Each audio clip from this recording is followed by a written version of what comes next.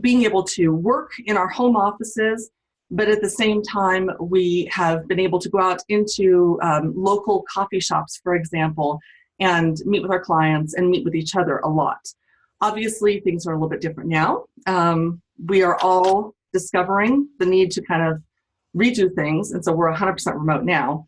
But we also, as a group, as a society, need to kind of really try to find some new ways to be proactively positive and seeking these things out. So when you combine the whole remote working with the positivity, it seemed really smart for NCET to pivot and do this online and to come to you virtually so that we can get together and talk about this and ask questions.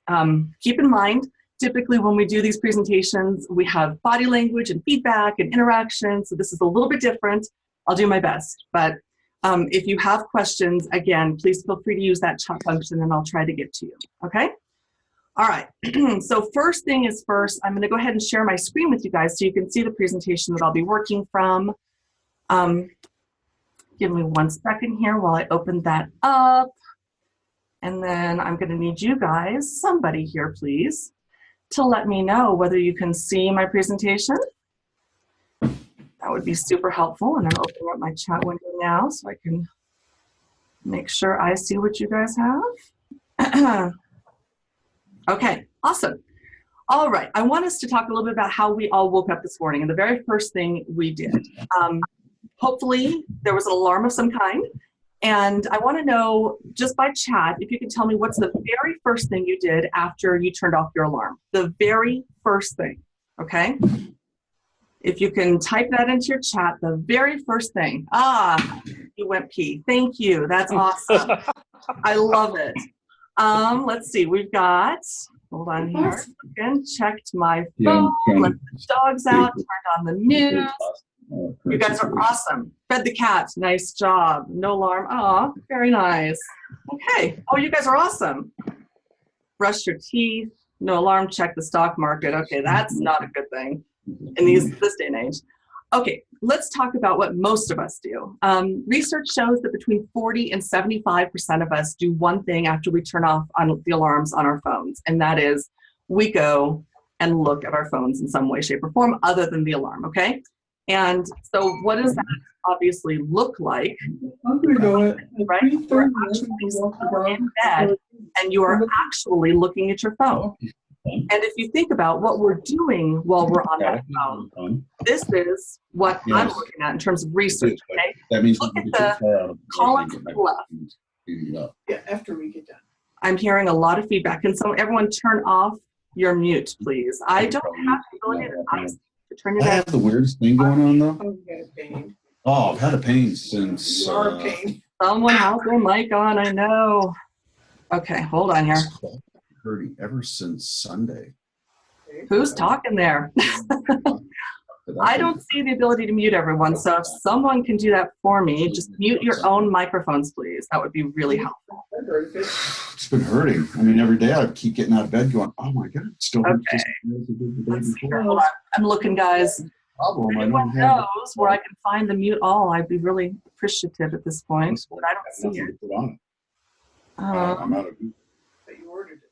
Whoever is hurting needs to mute. John, you're very funny. And there's a lot of TMI going on. Okay. Yeah, well. Hey, Mikalee, can you hear me? It's Nicole. I can hear you, yes. Hey, so if you go down to the participants, I believe you have the ability to mute. 3:30, I'm going to go. Why is 3:30 the magic? They need a break. Participants. 15. We can go 3:15. Look at what you did, Nicole. Thank you, my friend. I appreciate it. Okay. So usually when we do these meetings, we don't have to mute each other. But there's a lot of people on here, so I'm really, really grateful. Anyhow, okay. Thanks, guys. That was awesome. Okay, so let's go back to the chart. Take a look at what we're seeing here. And if you look at this breakdown, 83% of us are looking at social media, email, or news. 83%. That is insane. What does that do for us?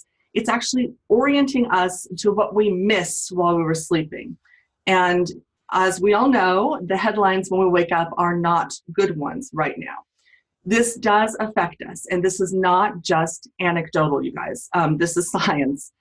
So let's talk about an actual research project that was actually conducted by Ariana Huffington, the head of HuffPo, And, she's done a lot of research on sleep hygiene, which is, basically the process of doing a good job of sleeping and orienting yourself to sleep.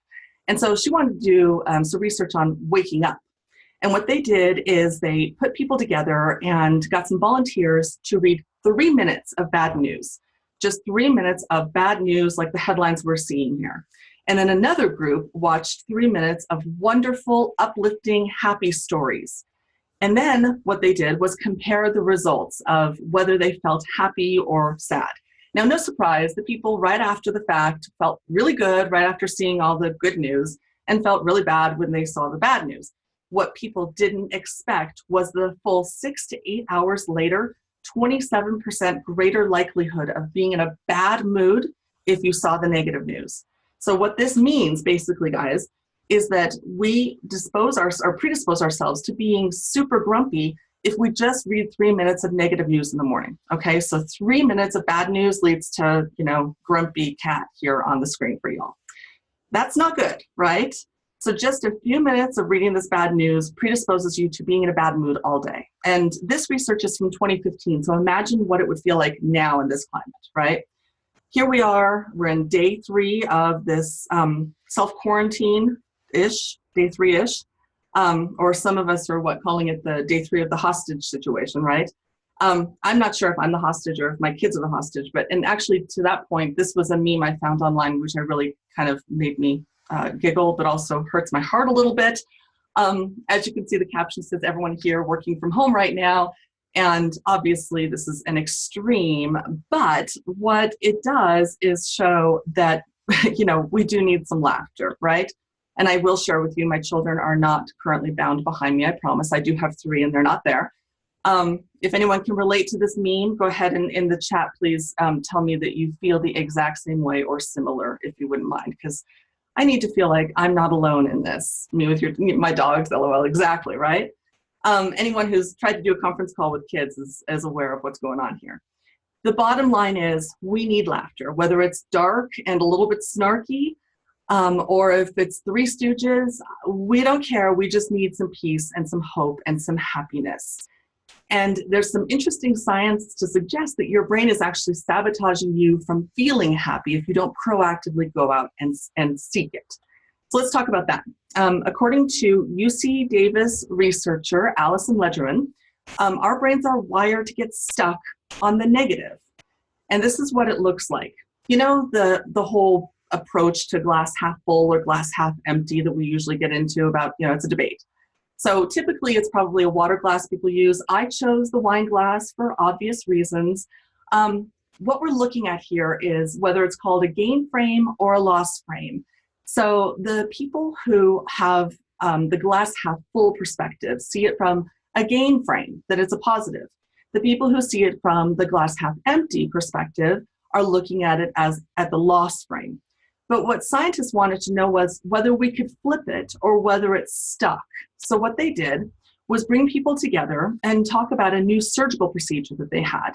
And they randomly assigned people to 2 control groups. One, they described this surgical procedure in terms of the success. So they said it had a 70% success rate. The other group, they said in terms of failure, they orient them towards failure. So it had a 30% failure rate. So it's the exact same procedure, they're just describing it in 2 different ways. Interesting, obviously people, were much more a fan of it when it was a 70% success rate than a 30% failure rate. But what was really interesting was they tried to switch it. So for the people who were told it was a 70% success rate, they said, you could look at it as a 30% failure rate. And those people were able to say, how about that? We don't like that anymore, we're changing our minds. But the people who initially were told, you could think of this as a 70% success rate, when they were first told it was a 30% unsuccessful thing, they ended up sticking with their negative perceptions of the whole thing. So basically, we get stuck in this mental frame of mind if we already begin with the idea that it's a negative or a loss. So what does this mean? The loss frame it's sticking. Our brains do this to us. And so the bad sticks, and then the loss frame propagates itself and makes us more predisposed to negativity. So how do we unstick our brains? That's the question, right? How do we overcome this challenge that our own brain is posing? It turns out that what we have to do to exhibit positivity and joy and meaning and fulfillment is we have to condition our brains to actually expect it, okay? It's just like what we do when we train for a marathon, or what Joey Chestnut does when he trains to eat his 70+ hot dogs in 10 minutes. This is actually what he does. He will hang weights from his jaw and practice whatever the heck he's doing there. Nobody knows. But he's training, right? And just like Joey Chestnut trains, we need to train these brains of ours to expect positivity. The brain at positive works better than the brain at negative or neutral. And that's something we need to really think about when we really look at the idea of training to be more successful and more proactive about being positive, okay?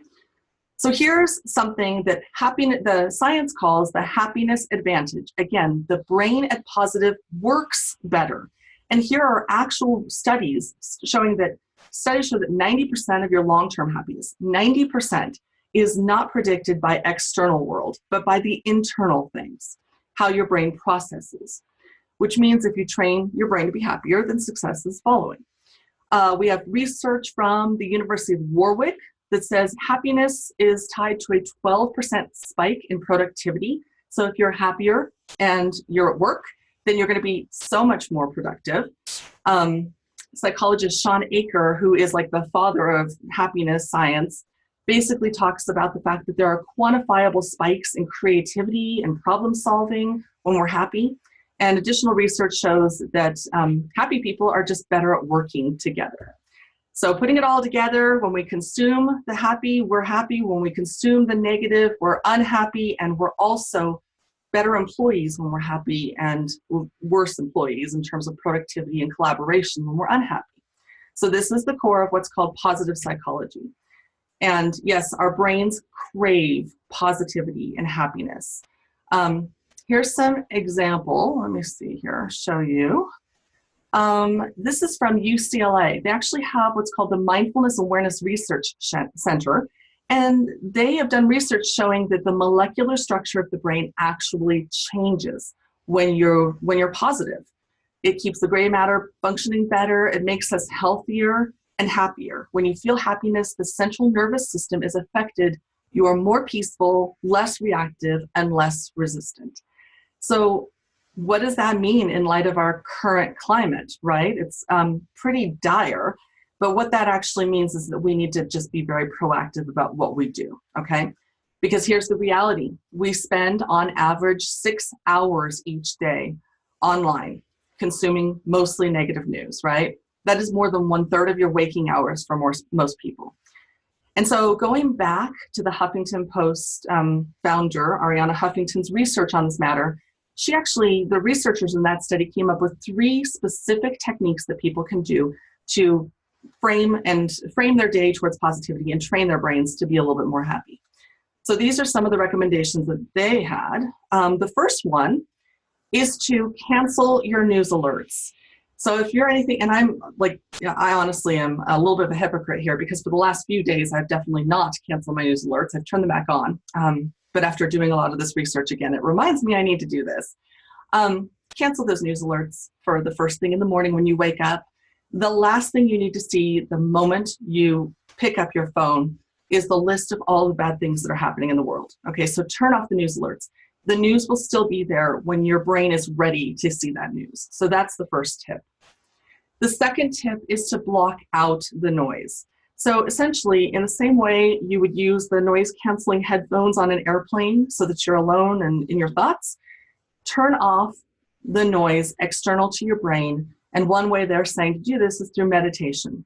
So when you wake up, take just 5 minutes to really think through what's on tap for the day, how you can be positive, what wonderful things are in your life, and focus on not reading the negative. So turn off the noise. And then the final thing is to start your day with good news. Of course, I've got the Just the Positive logo up here for obvious reasons, because that is one resource for amazing news. But it's not the only one. Seek out the good news first thing in the morning, because if you read the negative headlines, that's what's going to make you grumpy for the rest of the day. Start the day with the good news, okay? The researcher said, quote, start your day with empowering, solutions-focused news, okay? All right, so those are just a few things. Let's talk about a few of what I'm calling some positivity hacks on what we can do, okay? The first thing, and this is, again, sort of training your brain to be a little bit just happier.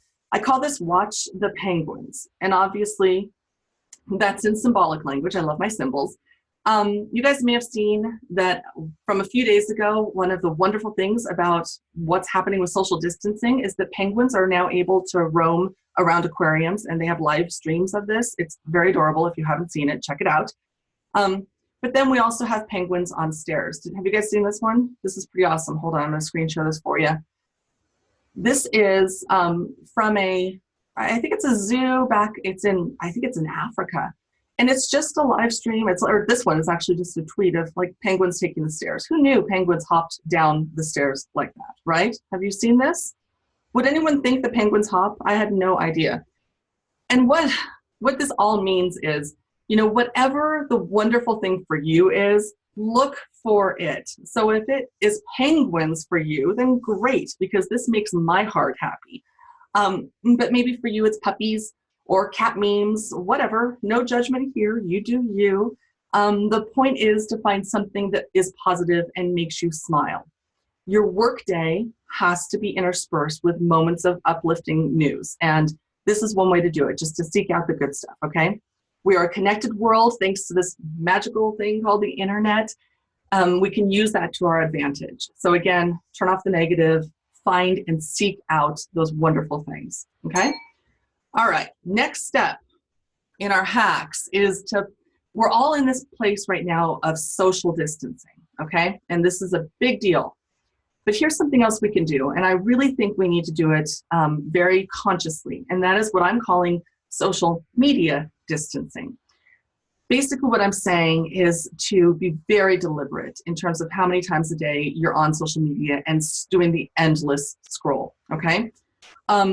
Basically what I'm suggesting here is that news is happening rapidly. We all know this.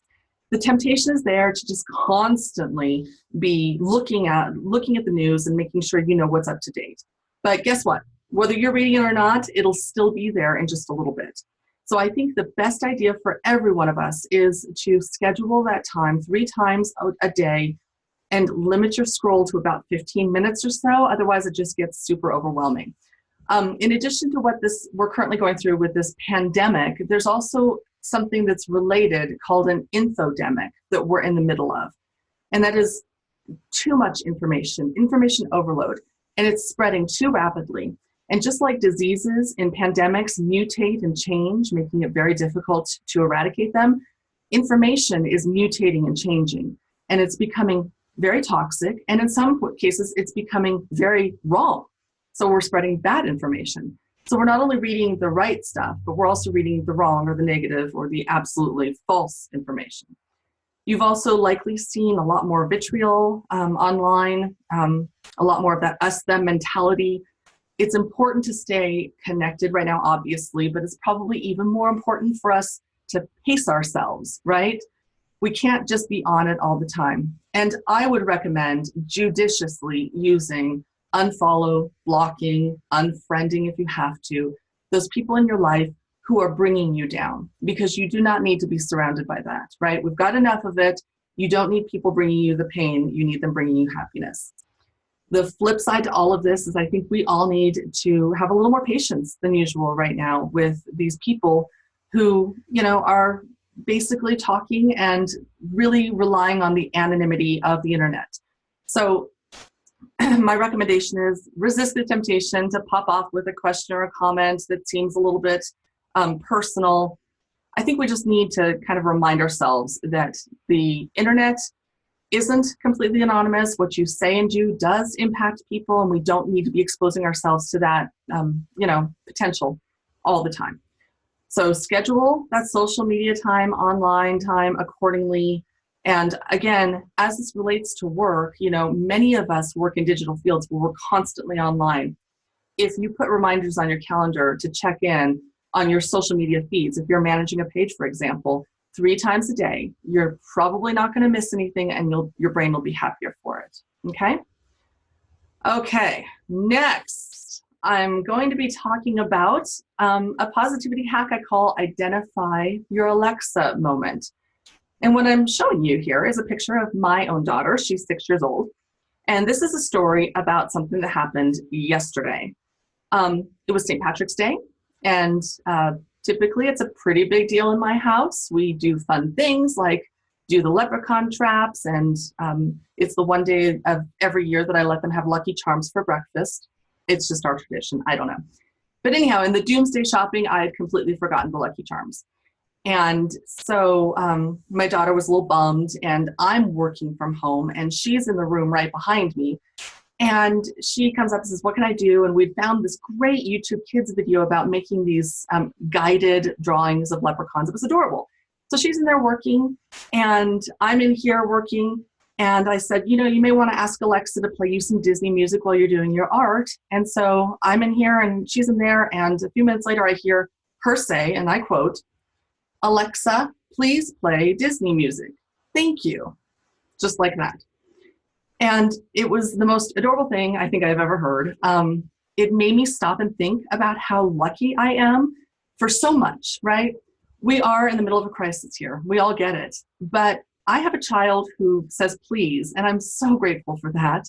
I also have amazing access to technology that provides things like guided drawings of leprechauns, so my daughter has something to do.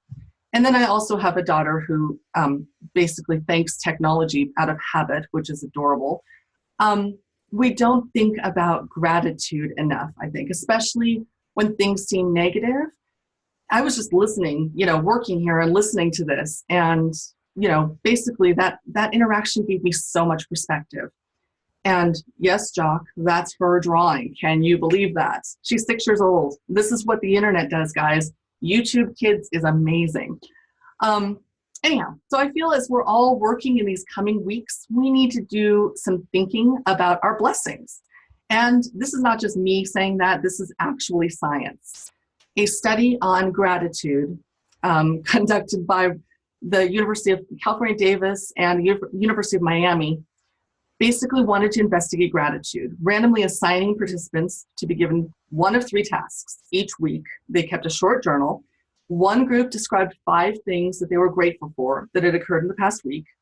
One group recorded their daily problems and troubles and things that made them upset. And one group, the neutral group, was just asked to list 5 things, events, or circumstances that affected them. It didn't indicate positive or negative. So 10 weeks later, participants in the gratitude group felt better about their lives as a whole. And they were a full 25% happier than the troubled group, the people who wrote down their troubles. All right, those are huge numbers, you guys. They also reported the happy, reporting wonderful things group reported fewer health complaints, and they exercised on average 1.5 hours more than the other group, okay? These are all significant, right? Okay, awesome. That is hysterical, Allison. Alexa just started playing music. Love it. Okay, so anyhow, the bottom line here is to be grateful. Show it, think about it, acknowledge your blessings. During these tumultuous, crazy work days, we have a ton going on. So taking time to list things you're grateful for at the start of a work day or at the end, if you want to orient your sleep time to be more positive, is really important. And right now, probably more than ever, okay? Okay, here's another positivity hack that I call play the cello for your neighbor. And there are probably many of you who shouldn't play the cello for your neighbor, but again, work with me, this is my symbol. A few days ago, I was looking for some positive stories to play, to put on justthepositive.com. And I came across this story here, and it's about 2 siblings in Ohio, and they are beautiful cellists. And of course, they're housebound, and they have an elderly neighbor who is also housebound. And so they decided, yes, we have to be socially distant, but one thing we can do is go to her porch, invite her out, sit an appropriate 6 feet away from her, and play our cellos, right? Beautiful. Everyone's quarantined, but we can still do this, okay? And obviously this brought her joy, and brought them joy as well. We need more of this in our lives, guys, right now, and science, again, shows the benefits of this. According to a 2018 Oxford University study, just 7 days of doing small, random acts of kindness is enough to significantly bring more happiness to your life. So their experiment, they recruited about 700 volunteers and got them to perform small, very small acts of kindness for 7 days. They could choose strangers or loved ones, and then they compared their happiness levels before and after this week of kindness. And I'm sure you guys can guess what the results were, but here's the quote. We found that our measures increased in the intervention groups, the group that was doing the acts of kindness and the results, but not the control group. That means that the kindness intervention had a positive effect on well-being and positive social emotions. So it's also interesting to note that basically these were all very inexpensive and easy to do things. So here are some of the ideas. And this is stuff we can all be doing, okay? And again, this is going to make you happier at work and at life, which is a win-win. The first idea here is just to pick up the phone, and this applies to business and this applies to personal. I think many of us kind of ignore these because it's so easy just to type a message. And while that's fabulous and we're wonderfully blessed for technology, in this day and age when we can't even pretty much go outside, well, we can go outside, but not, with people, we need to pick up the phone. We need to connect a little bit more often. And that's a very important thing. For those of us who are introverts, the phone is an evil tool. But I'll tell you that I'm using it much more. And I do hear more joy in people's voices. And obviously you can get that perception as opposed to the cold and digital realm. So pick up that phone. Ask your friends on social media how you can help them. So just a few days ago, and I should note this was before all of this happened, a friend of mine, you may know him, Kurt Thigpen, had posted on Facebook basically saying, "What problem do you have and how can I help you?" It was such a touching moment using social media for good. And it also just brought all of these people together to either help address problems that were there or to just, give little encouragement to the people who were posting issues that they were having that they wanted some help with. So think about that, using social media for good, asking people how you can help them. Third tip, buy a gift card for someone online and send it to someone you love. There's no contact necessary for this tip. It's just buying it and sending it. And it would really make a difference in a lot of people's days, I feel like. And it goes along with this next idea, just the handwritten note or thank you card to someone. We just wrote a great story on justthepositive.com about that, about the power of, handwritten notes. And I'll tell you, honestly, in the last 3 weeks or so, I've received 3 handwritten notes from 3 different friends. It made such a difference. And I think in this moment that we're in right now, people walking to their mailbox and finding a handwritten note inside would make all of the difference to some people and also orient you for writing the note to positivity, and also the recipient is blessed as well. This next idea, share a positive story online. I mean, how many of us are sharing the negatives? It's overwhelming. So find something wonderful. I've seen a lot of this too, where people are talking about the people coming together to do wonderful things. So share more of that. Virtually spend time with someone who is lonely. I've got a good friend who's doing, she's a life and business coach, and she's now doing virtual coffee dates. She is a self-proclaimed extrovert. She is very lonely, and she just wants to hang out with people. So she says, just bring your coffee cup and we'll sit here and have a little chat just like we're in a coffee shop, but virtually, okay? Again, orienting your brain to that positivity and the engagement. Pick up litter from around your home or office. You've probably seen all the news about the canals that are going crystal blue because there's no people in them in Europe. We can do the same for our community right now. We're in our homes for the most part, but we're getting outside. That's an important thing. Let's clean up our neighborhoods, clean up your home. It's a really good time for that. And again, it just helps a little bit. Do a favor for a neighbor. We just posted a story on Just the Positive about this great person who just went outside and it was snowy and shoveled his neighbor's yard or front driveway. It was great. And completely just out of the blue. We can do these things for our neighbors right now. And especially a lot of us have elderly neighbors who need help. collect items for donation. We are at a time when people are going to need things more than ever. You may have some extra time on your hands to sort of declutter your home, so this is a good idea for that. Write a positive comment on a blog or on social media. Go figure, right? Yeah, all of these things, this last point, we kind of started this hashtag of positive social distancing. We need to do things that, we can do together to make this world a little bit better right now. And these are all examples of that, okay? So positive social distancing is very important. If you guys have ideas on random acts of kindness, please share them in the chat window. John says, keep Truckee Meadows beautiful, volunteer. Absolutely. That is something that is 100% outdoors. People are doing it still, and it will definitely contribute to our, beautiful community and keeping it beautiful when everything gets back to normal. All right? Okay, here's the final positivity hack I have for you guys. And this one is called, You Are What You Digitally Eat. And basically what I'm saying here, you've heard of you are what you eat, right? Meaning if you eat good things, then you exude health. If you don't, then you exude not health, right? So basically what I'm saying here, though, is it's the same with digital consumption. As I mentioned, I do the social media for Just the Positive, and in doing so, there was a hugely unexpected result. It was a total surprise to me, but I was proactively seeking out these wonderful stories all the time. I was going to the Boys and Girls Club pages. I was going to Keep Truckee Meadows Beautiful. I was going to the VOA and sharing things that were happening with their volunteers. And I was also going to these news sites that had great, uplifting, positive stories.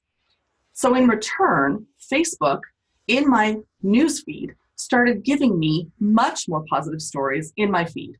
So this is an example, the one I posted here. This is, you'll see at the top, it says similar to posts you've interacted with. And it's just this story about, helping the elderly and showing them affection, an amazing act of kindness. I mean, how amazing is that, right? That's all it is you, because you're looking for positive news, you will get more positive news. So just like we're training our brains to be more positive, we're actually basically training our social media algorithms as well, all right? So essentially, we can change our own algorithm by just proactively finding good news out there, okay? All right, as promised, we talked about the pivot a little bit of this presentation. And one of the things I wanted to do was provide a few ways that all of us can be happier while working from home, okay? Because this is a new thing. WFH hacks. If you don't know what WFH is, you'll see it a lot more these days because so many of us are doing it. Work from home hacks, all right? And the Estipona group decided that we would create sort of a survival guide on working from home because we've been doing it for the last 11 years. And we're affectionately calling it the No BS Work from Home Survival Guide because we feel like so many of these recommendations are these aspirational platitudes that, yeah, in an ideal world, I will get dressed and look like a rock star when I'm sitting in my home office. But guess what, guys? In reality, right now, as I'm sitting here, I'm wearing yoga pants because that's where I'm comfortable, right? So there's a difference between, I think, working from home and conditioning yourself to be happier and doing what you would always do, and also taking advantage of the fact that we're working from home a lot more now, and so you can be a little bit more comfortable. Okay, so here's reality stuff. I'm just going to post a couple of these to share with you a few of these, and you can see what I'm talking about. So here's one. Technology is so important, and if you haven't done so already, please take some time to explore what is out there.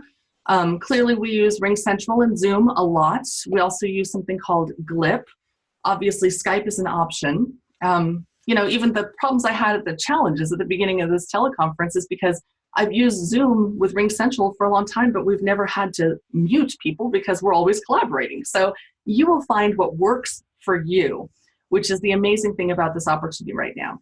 So just do some research and vet some things, ask the people around you what they use and what they love, and go from there. But there's so many options, and especially now, I feel like more and more people are going to be inventing some amazing things. I think as a society, we're going to all be much more prepared to work from home moving forward. So here's another tip that we're calling the Ambience and Headspace tip. Okay, so think about this.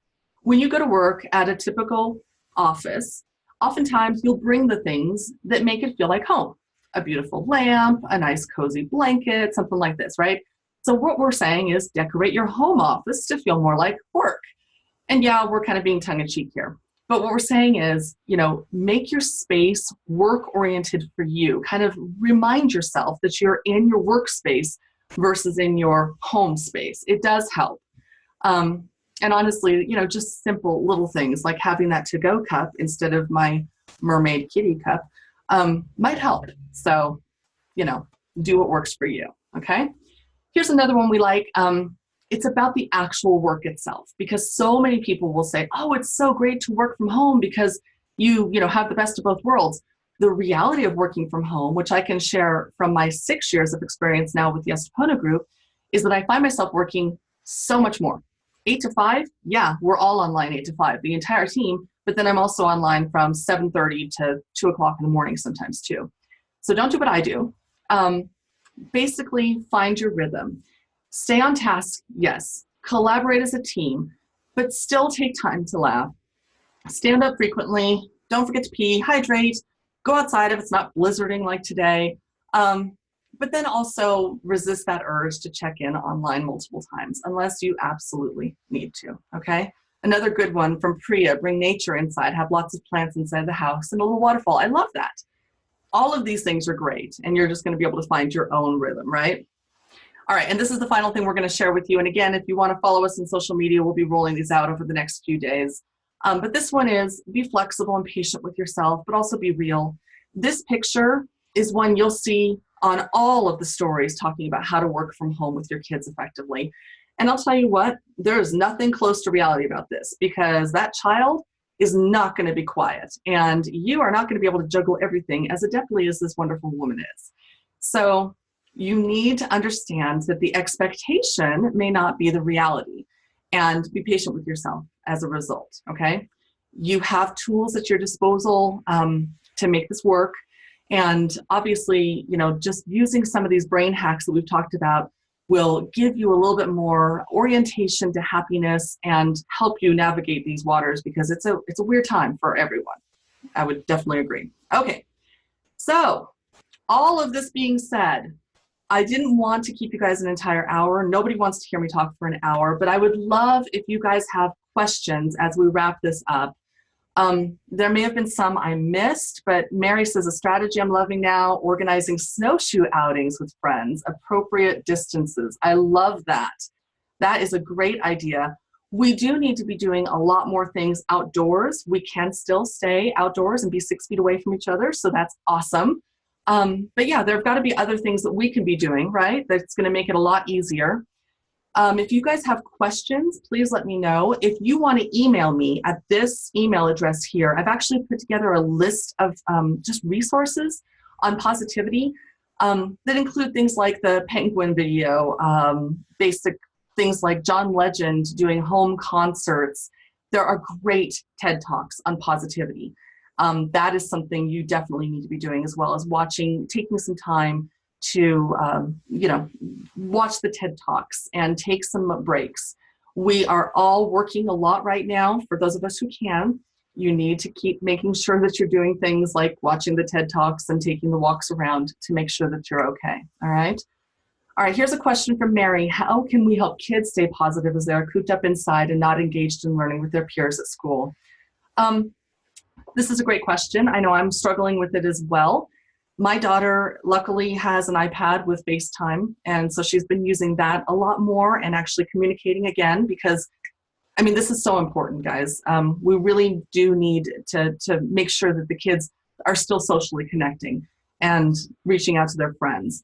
So that's one. I love the idea of getting outside. One thing I want to be doing pretty soon here for many of our clients is to put together a list of the outdoor areas that you can go to that don't have playground equipment, because of course we can't use playground equipment. And I know that my 6-year-old, if she sees a playground, is going to want to go play. So where can we be walking around besides our neighborhoods that have great areas where they're not going to be tempted. If you guys have any other ideas on that, staying positive while kids are cooped up, the weather is not cooperating much for sure. So hopefully within the next week or so, we'll go back to the beautiful spring, the false spring we had just a few weeks ago. I feel like the weather is modeling our current climate right now, so it's not the best. YouTube, Daryl's house. Daryl Hall does concerts in his home. Exactly. So that's another thing. There's a lot of Coldplay did one, John Legend did one, and it looks like Daryl Hall is doing them. There are also, I think Jennifer Garner invited people who were theater performers and music performers and said, share with us your videos of you performing. And they're on her Twitter feed, so there's a hashtag. So be looking for those kinds of ideas and share those with kids as well. I think that's a really good idea. Okay, anything else, guys? I'm gonna stop my screen share. You guys have been awesome. It's been a great virtual event. We've had many participants. I'm so excited. Lots of really good feedback. And again, I recorded most of this. I kind of forgot at the beginning, but I got it. And it'll be on the NCET channel, NCET YouTube channel if you want to share it with anybody. We would love to start a conversation about how to be happier. So anything we can do. And obviously, go to justthepositive.com. We would love to hear your stories. Right now, you may have more time, and that's a good thing, right? And tell some of these stories of people you know who are doing amazing things, because right now this community is coming together more than ever. And if you can just read one great story a day from something like Just the Positive, that will make you a little bit happier as well. All right, guys? Okay, thank you all. Reach out to me, Mikalee at estiponagroup.com if you have questions or feedback. And we will look forward to seeing you probably with our next NCET Biz Cafe, which I'm sure will probably be virtual as well. All right. Thank you, guys. Have a good day. Bye.